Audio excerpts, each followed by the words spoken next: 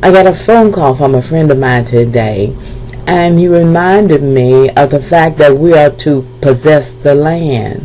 And so as he was talking and sharing a bit of where he was at in this season, he was talking about possessing the land that God has given to us. And God began to flood my heart with thoughts. And after I got off the phone with him, I really wanted to quickly jot it down, but I couldn't seem to really get it all coming out through the pen. So I'm going to talk it out. And so God began to stir in me when he said, possess the land. He brought to mind this scripture, John 3:12. It says, if I have told you earthly things and you believe not, how shall you believe if I tell you of heavenly things? And somehow God began to connect it to the fact of earthly things and possessing the land. Now, the Bible says he that is faithful, that is least, shall be ruler over much. In fact, I want to read that scripture. He that is faithful in that which is least is faithful also in much. And he that is unjust in the least is unjust in the much. And that's Luke 16:10. So in a matter of, I was looking it up in the Strongs, and one word for least was in the matter of importance. And so just look at the fact that God will give us things like, okay, some people may have a yard, some people may not have a yard, but let's just use this for an example. And in your yard, such as I did, out there I had a flower bed and there were weeds all in it. Yesterday, God told me, hey, he pointed to those weeds. You need to do something about that. So I got out there and began to pull weeds, and we ended up putting spraying for the weeds and putting some mulch down. It looked so much better. Well, that was a way that I possessed the land. But what God was showing me, had I not possessed that land, how can he trust me with greater land? How can he trust me with those things that are even more important if I don't address the things that might appear that he's given unto us that are least important? He said, if I have told you earthly things and you believe not, how shall you believe if I tell you of heavenly things? And even, when we look at earthly things, we know if we don't weed a garden, it's going to be overgrown with the weeds, and it's just going to be looking all terrible and everything, and choke out the real life that's growing from the flowers or the vegetables or what have you. So in other words, God said, now I've given you a garden. I'm speaking to somebody besides myself.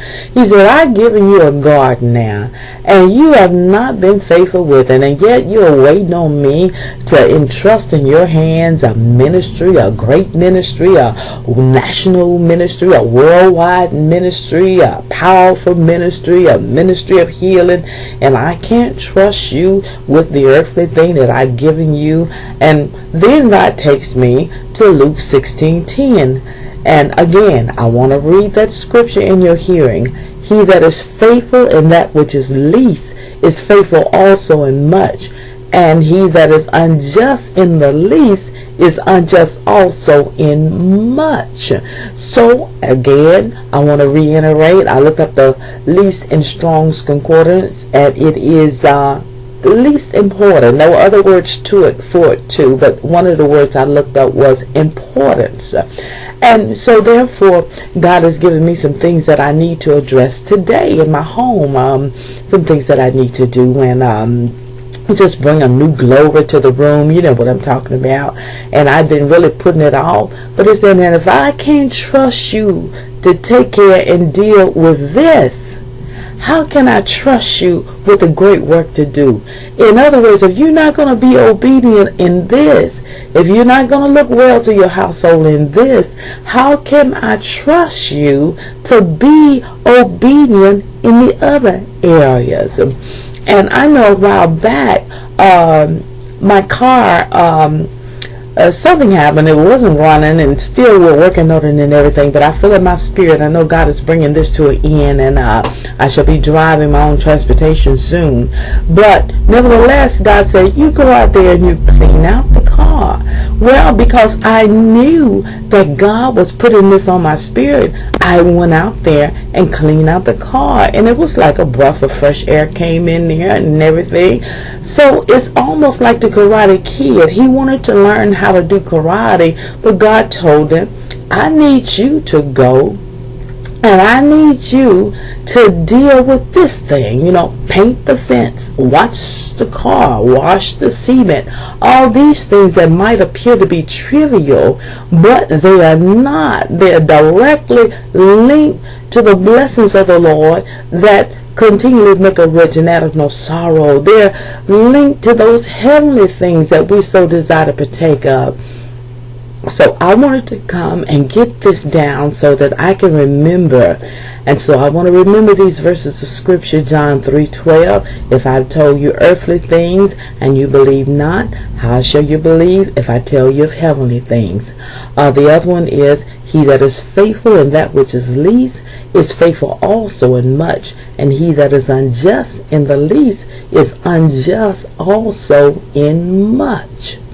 So, in other words, God said, if I can't trust you to weed that garden, then you know it need to be weeded. You know that there's some things that I put my finger on that you need to take care of, even if it's just writing that note to a friend or making that phone call. All these things do matter.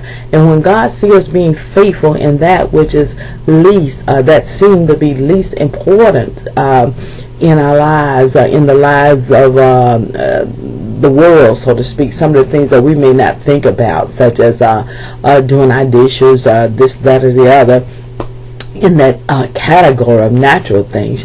How can he trust us with spiritual things? How can he trust us with heavenly things? So people, it all matters, and this is a day to do what God puts on your heart to do, no matter how foolish it may even appear to do. Do it. If he tells you to go out and walk around your house 7 times and on the 7th day make a loud shout, do it. There's something going on when you're faithful with the little, as they did when they walked around the walls of Jericho. God brought the walls of Jericho down, and there was treasure in abundance in there. So let us be found possessing the land. And when we possess that which seems to be little, God will make us ruler over much. And when we possess in that realm of the natural, God will entrust us with spiritual things. So God bless you, and thank you for just taking a peep in my audio notebook. Bless you.